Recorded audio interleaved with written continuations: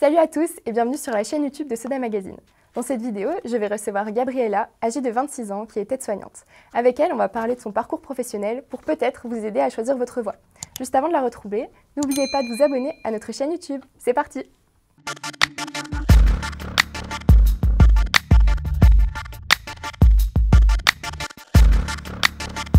Salut Gabriella, merci d'avoir accepté notre invitation. Merci à vous.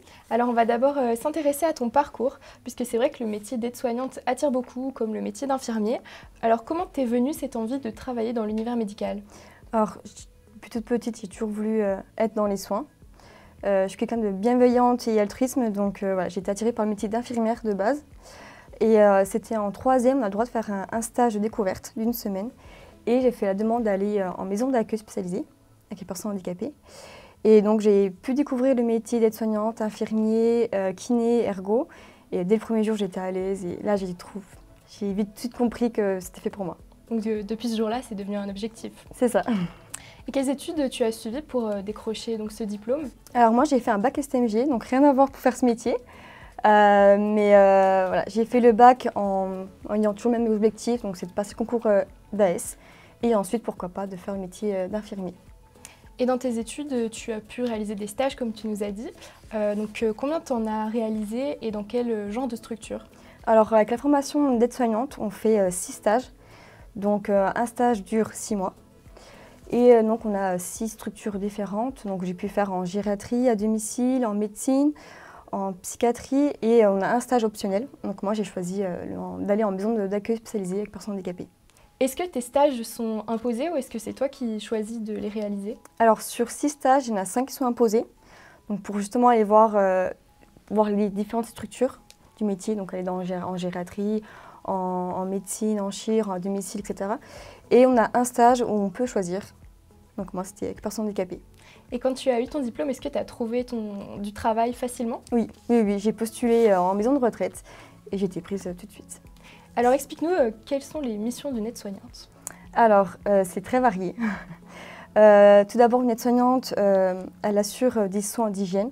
Elle veille au confort physique et moral de la personne. Elle a un rôle très important sur les soins de prévention. Elle est là aussi pour aider à maintenir ou à retrouver l'autonomie de la personne.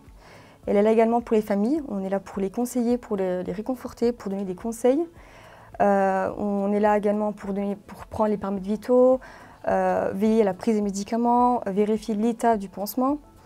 Il faut savoir qu'une aide-soignante travaille sous la responsabilité d'une infirmière et qu'on travaille avec plusieurs personnels de la santé. Donc les kinés, le médecin, les infirmiers, etc. Donc toi, tu es aide-soignante à domicile. Oui. Est-ce que tu peux nous expliquer du coup ta journée type, à quelle heure tu te lèves, comment ça se passe? Alors moi, mes horaires, ça change tout le temps. Alors au début, on commence souvent à 7h30 du matin. Et après, les soins sont très variés. On fait des soins de base, donc soins d'hygiène, une aide à la toilette, etc. On peut également passer chez une personne juste pour donner les médicaments, mettre des bas de contention.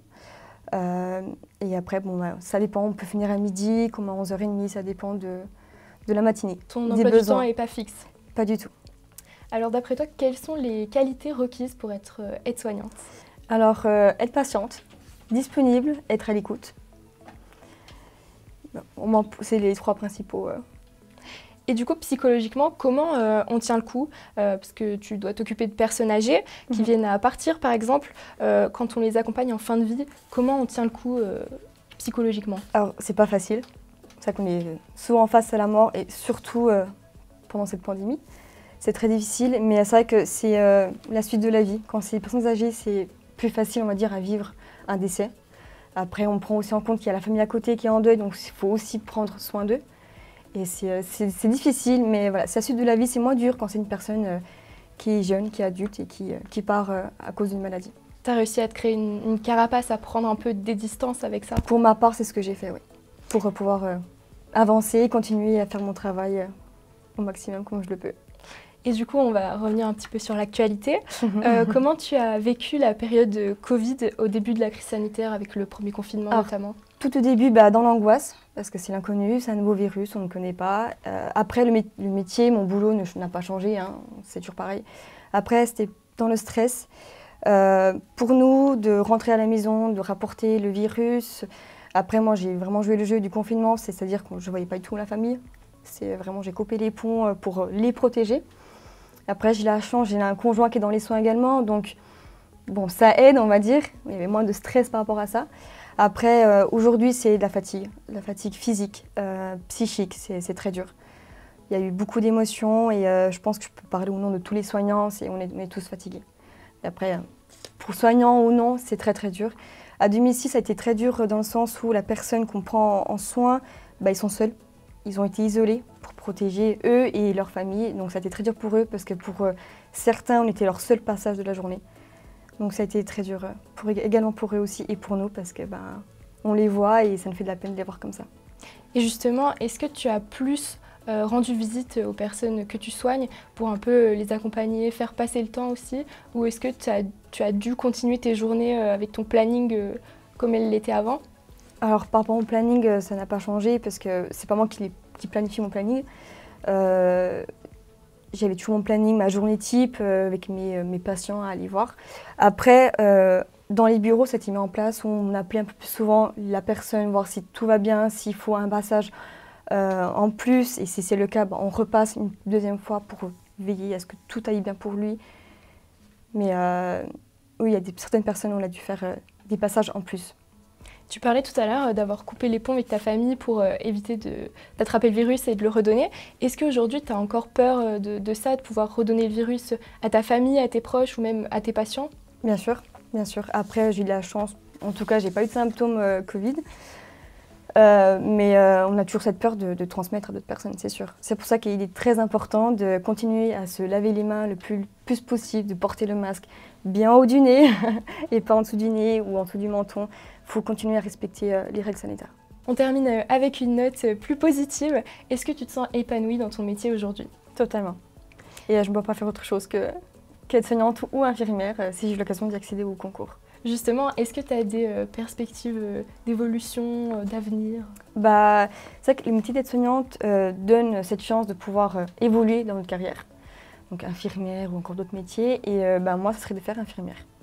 Et est-ce que tu as des conseils pour des étudiants, des lycéens, des lycéennes qui aimeraient s'orienter dans ce domaine?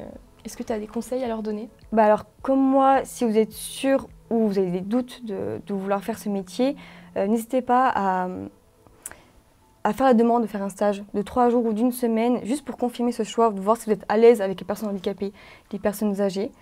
D'être à l'aise aussi parce qu'il faut prendre en compte les inconvénients du métier, c'est qu'on fait des nuits, on travaille les jours fériés, les dimanches. Il faut aussi prendre en compte ça et voir si on est capable de le faire. Et voilà, de faire des stages de découverte non rémunérés, mais au moins de voir si on est fait pour ça ou pas. Et après, voilà, c'est un beau métier et ça manque pas de soignants.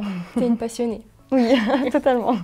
Bon, en tout cas, merci beaucoup d'avoir accepté notre invitation. Merci à vous. Et quant à nous, on se retrouve la semaine prochaine sur YouTube pour une prochaine vidéo.